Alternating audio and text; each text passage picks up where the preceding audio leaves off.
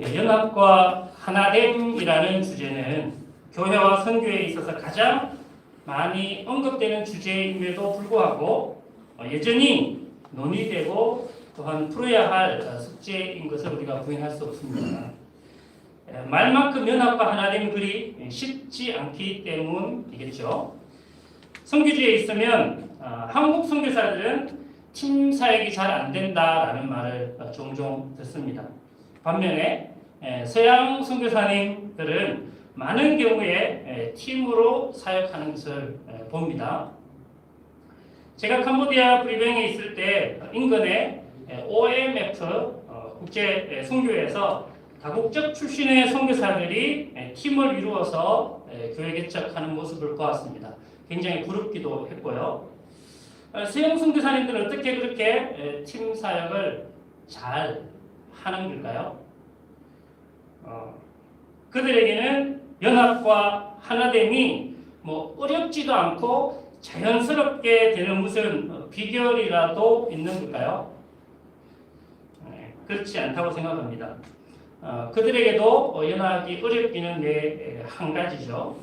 단지 팀 사역을 위한 잘 만들어진 시스템, 또 축적된 경험으로 조금 더 지혜롭게 어려움을 해결하는 것뿐이라고 생각이 됩니다. 연합에 관하여 성경 말씀을 떠올리면 어떤 말씀이 떠오르나요? 제일 먼저 떠오르는 말씀은 저는 시편 133편 말씀입니다. 보라, 형제가 연합하여 동거하려 어찌 그리 선하고 아름다운 거라고 1절부터 선포하고 있습니다. 그리고 3절밖에 안 된 이 짧은 시편에 그 마지막은 거기서 여호와께서 복을 명령하셨나니 곧 영생이로다라는 말씀입니다. 결국 시편 134편 짧은 말씀이 주는 메시지는 형제의 연합은 여호와께서 영생의 복을 주시는 것만큼이나 값지고 소중한 것이다 라는 것이죠. 제가 중요한 질문을 여러분에게 하나 드리겠습니다. 퀴즈는 아니에요. 연합은 그 중요성에 있어서 예수님의 제자들과 하나님의 자녀들에게 어느 정도 중요한 위치를 차지하고 있을까요? 우리에게 연합과 협력은 필수인가요? 아니면 선택인가요? 참된 연합과 하나됨이 있을 때에 함께와 협업은 이루어질 수 있을 것입니다. 함께와 협업을 포함하는 연합은 큰 그림의 세계 선교의 완성을 위해서만 필요한 것이 아니라 FMC와 저와 여러분에게도 동일하게 요구되는 것입니다. FMC는 미전도 종족 선교와 디지털 선교를 연결하는 그리고 연결하고 함께하는 선교회이죠. FMC는 선교 전문가, 다시 말해서 파송받은 선교사와 지역교회의 성도가 함께하는 그러한 선교의 그림을 그리고 있습니다.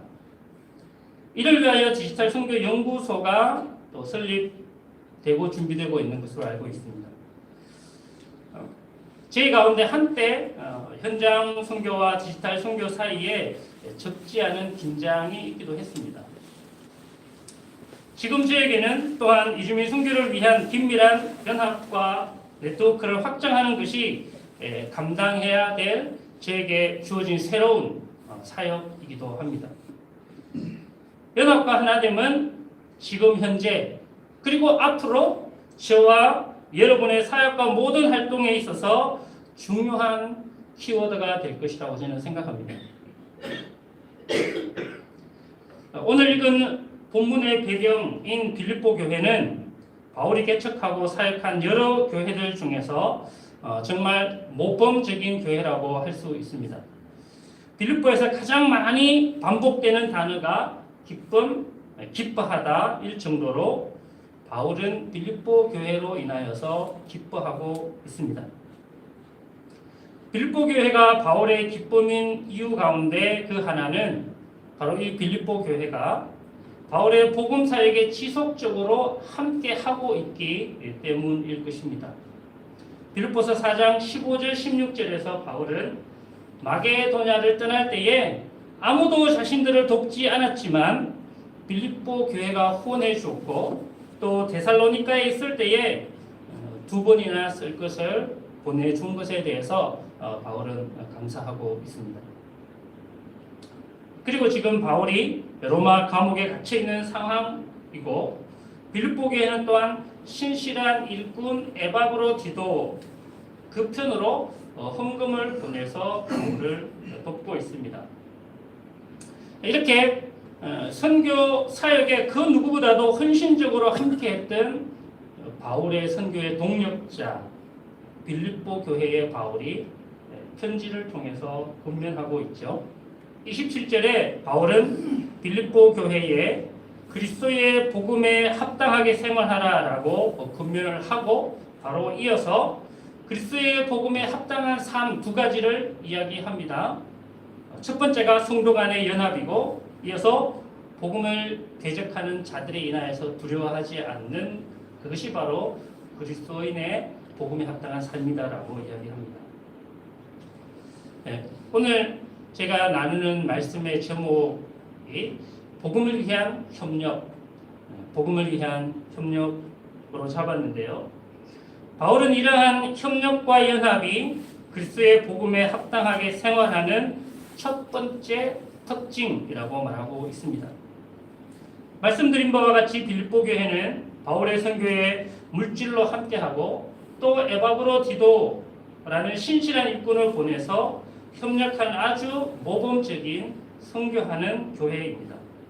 그런 빌립보 교회에 바울이 연합을 굳이 연합을 강조하는 이유가 무엇일까요? 이미 잘 하고 있는 것 같은데 바울이 빌립보 교회의 연합을 권면하는 사실 직접적이고 실질적인 이유가 있습니다. 빌립보 교회 안에 영향력이 있는 2 사람이 서로 마음이 맞지 않고 또 생각이 달라서 어려운 관계 가운데 있기 때문입니다. 4장 2절에서 그 부분을 바울은 명확하게 짚어서 이야기하고 있죠. 내가 유오디아를 권하고 순두개를 권하노니 주 안에. 자, 우리가 사도행전 16장 빌립보 교회가 세워졌던 그 때의 기록을 보면 바울이 마게도냐 첫 성 빌립보에서 성공한 여성 사업가를 만납니다. 자주 옷감 장사 루디아이죠. 그리고 그 루디아의 집에서 빌립보 교회가 시작됩니다. 이런 사실을 고려해 보면 빌립보 교회에는 재력 있는 여성 성도가 집사가 리더십의 자리에 있었을 것이라고 충분히 예상할 수 있습니다. 바울은 2 여인의 하나 되지 못함과 갈등이 단순히 2 사람만의 문제가 아니라 교회적인 문제이고 또한 복음을 전하는 일과 깊이 있게 연관되어 있다라고 말합니다. 교회의 하나됨을 위협하고 복음 전파를 방해하는 유오디아와 순두개가 단순히 교회 안에서 늘 문제만 일으키는 골칫거리 사람이다라고 생각한다면 그거는 오해예요. 3절에서 바울은 2 사람이 복음에 나와 함께 힘쓰던 여인들이라고 분명히 말합니다. 2 사람은 바울의 선교를 후원하고 후원해왔고 또한 좋은 리더로 교회를 위해 헌신하는 일꾼들이었습니다. 사실은 신실한 사람이라고 할지라도 하나됨에 어려움이 있을 수 있습니다. 또한 갈등과 다툼에 빠질 수도 있습니다. 공동체가 하나 되지 못할 때 그 아픔과 해는 고스란히 공동체 멤버들에게 전해집니다. 한 마음을 이루지 못하는 일들이 공동체 안에서 영향력이 있고 리더의 자리에 있는 사람들 사이에서 일어난다면 이것은 필히 앞에서도 말씀드렸던 것처럼 빌립보 교회는 바울의 복음 사역을 위해서 애써 참여하고 있는 중에 있습니다. 그런데 이 일을 함에 있어 의견이 서로 다른 갈리는 상황에 있음을 바울이 듣게 되고, 저희가 읽은 2장 1절에서 4절 말씀은 빌립보 교회가 어떻게 온전한 연합을 이루는가에 대해서 말씀하고 있습니다. 문맥상으로 본다면 1절은 조건절이고 2절에서 4절이 주절, 핵심을 담고 있는 주절인데요. 연합과 협력을 위한 첫 번째 조건은 뭔가요? 그리스도 안에 있는 것입니다. 세상 그 어디에서도 찾을 수 없는 참 사랑으로 우리에게 생명 주신 예수 안에 있는 자라면 온전한 연합을 이룰 수 있습니다. 그리스도 안에 있지 않다면 연합의 모습은 갖출 수 있을지라도 결국은 자신의 목적을 달성하기 위한 연합의 제서체에 불과할 수 있습니다. 2장 1절은 그리스도 안에 무슨 권면이나 사랑의 무슨 위로나 성령의 무슨 교제나 긍휼이나 자비가 있거든이라고 말합니다. 그리스도 안에 권면, 위로, 교제, 긍휼, 자비가 있다면 이라고 1차적으로 해석할 수 있지만요. 이 문장을 다시 한 번 더 보면 이미 그러한 것들이 너희 안에 있기 때문에 라고 해석할 수 있습니다. 그렇습니다. 빌립보 교회는 그리스도 안에 소중한 것들을 이미 가지고 있기 때문에 이제 연합을 위한 한 걸음을 더 나아갈 수 있는 것입니다. 같은 마음, 같은 사랑을 가지고 한 뜻과 한 마음을 품어 자신을 대하여서는 허영심을 갖지 말고 겸손하고 자기가 맡은 일을 돌보고 다른 사람들에게 대해서는 다투지 말고 남을 나보다 낮게 여기고 그들의 일까지 돌보아 주어라 라고 말합니다. 연합과 협력의 기초는 마음을 같이하여 같은 사랑을 가지는 것에서 시작됩니다. 하나님을 사랑하고 예수 그리스도를 사랑하고 복음을 사랑하며 서로를 사랑하는 그 같은 마음, 같은 사랑에서 연합과 협력은 시작됩니다. 그렇지만 또 마음이 있다고 해서 연합과 협력이 저절로 이루어지는 것은 아니죠. 연합의 기초에 맞는 합당한 태도를 품고 있어야 합니다. 허영이 아닌 겸손이 연합을 이루는 태도라고 또 본문은 말씀하고 있습니다. 연합과 협력이 되려면 먼저 자신의 일을 돌보는 것이 먼저 있어야 합니다. 그리고 더 나아가 다른 사람들의 일을 돌보기까지 할 때 이 연합과 협력은 아름다운 열매를 맺게 될 것입니다. 오늘 말씀은 각각, 즉 모든 사람이 자기 일을 돌아볼 뿐만 아니라 각각 모든 사람이 또한 다른 사람들의 일을 돌아봐야 할 것이라고 말씀합니다. 연합을 위해서 같은 마음의 토대를 쌓고 거기에 합당한 겸손과 남을 낮게 여기는 태도를 품고 자기 일과 더불어 다른 사람들의 일들을 돌아볼 때에 복음을 위한 협력과 연합이 아름답게 이루어질 것입니다. 빌립보 교회가 어떻게 바울의 기쁨을 충만케 할 수 있습니까? 지금까지 바울이 권면하고 가르쳤던 복음을 위한 협력과 연합을 이룸으로 바울의 기쁨을 충만케 할 수 있습니다. 저는 이 기쁨이 바울의 기쁨일 뿐만 아니라 또한 주님의 기쁨이라고 생각합니다. 그리스도 안에서 이루는 연합과 협력은 그들을 하나님의 흠없는 자녀로 세상에서 빛이 되게 합니다. 어그러지고 거스르는 세대 가운데서 빛으로 나타나게 할 것입니다. 하나님은 그들을 통하여 복음이 전파되게 할 것입니다. 연합과 협력으로 나아가는 성도는 삶으로 복음을 전하는 선교사입니다.